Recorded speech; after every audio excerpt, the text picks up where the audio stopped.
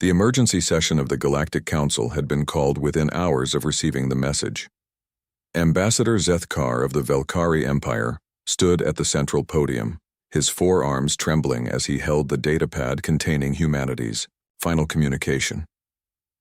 The vast chamber, which could house representatives from over 2,000 species, felt suffocatingly small, despite only 300 beings present.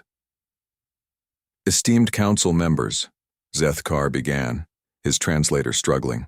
With his agitated chittering, the human delegation has withdrawn from all galactic affairs effective immediately. They have severed diplomatic ties, ceased all trade agreements, and recalled every human from council space. A wave of concerned murmurs rippled through the assembly. The Arcturian delegate, her crystalline form pulsing with anxious purple light, spoke first. This is unprecedented. No species has ever voluntarily isolated themselves after achieving council membership. High Counselor Vexara, an ancient being whose species had founded the council millennia ago, raised a translucent appendage for silence. What exactly did their message state? Zethkar's mandibles clicked nervously. Quote, "The human species formally withdraws from the Galactic Council. We will no longer participate in galactic commerce, diplomacy, or warfare. Do not attempt contact. We are returning to our own space. Consider this our final communication." End quote. The chamber erupted in chaos.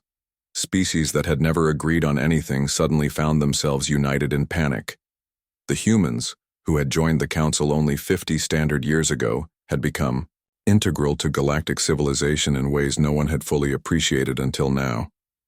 "The humans control 60% of our agricultural output," screeched the Zephyrian trade minister, his feathers standing on end. "Their vertical farms produce more food than entire star systems. And their medical technology," added the healer prime of Sanctuary Station, her voice wavering. "The mortality rates across council space dropped by 40% after human physicians introduced their methods. My people alone owe 10 million lives to human innovation." Commander Thrak of the Korthak military caste slammed his massive fist on his delegation's table. "Their warriors, the human military advisors, revolutionized our combat doctrines. They taught us strategies we never conceived. Without them, how do we defend against the Void Hunters?"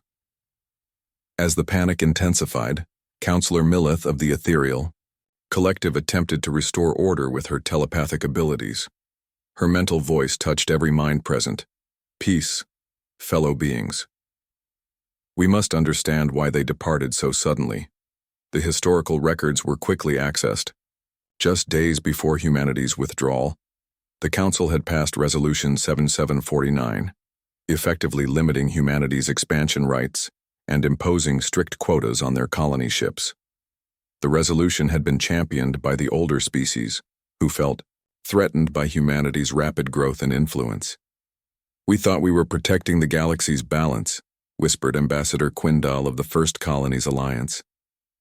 "The humans were expanding so quickly, settling worlds at 10 times the rate of any other species. Their population growth was exponential.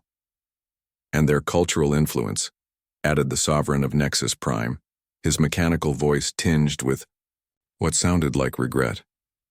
"Human entertainment, philosophy, and art were spreading faster than quantum communication. Our youth were abandoning traditional values for human concepts like rock music and democracy." High Counselor Vexara accessed her personal memories, reviewing decades of human participation in the council. She recalled Ambassador Sarah, Chen's impassioned speeches about freedom and self-determination, her warnings about stifling human nature with bureaucratic limitations. "They tried to tell us," Vexara said softly. Ambassador Chen warned that humans value autonomy above all else. She said they would rather face extinction alone than live constrained by others' fears. The economic reports began flooding in.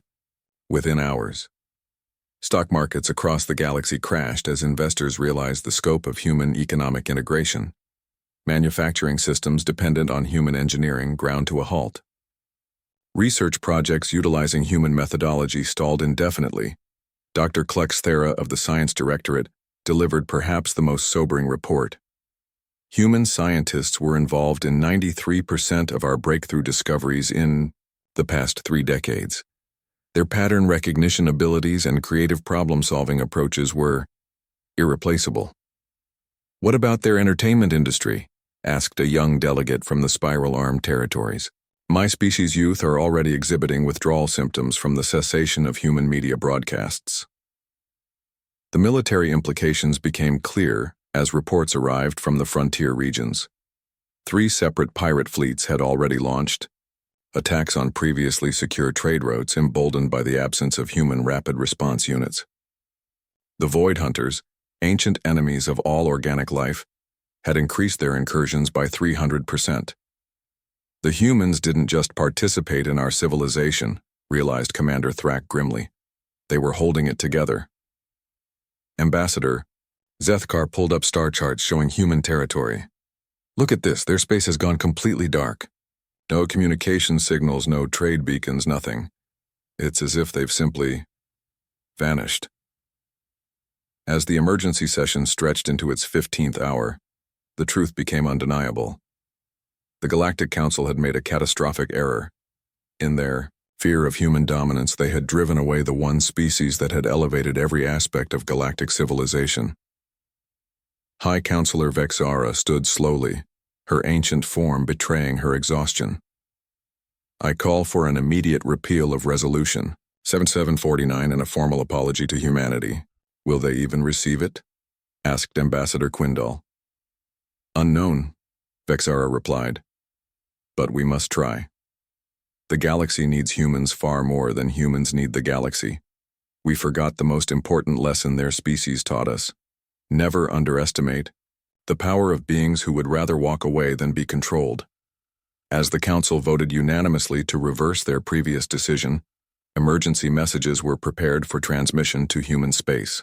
But deep down, every being in that chamber wondered if it was already too late, and whether they had just witnessed the beginning of galactic civilization's slow decline.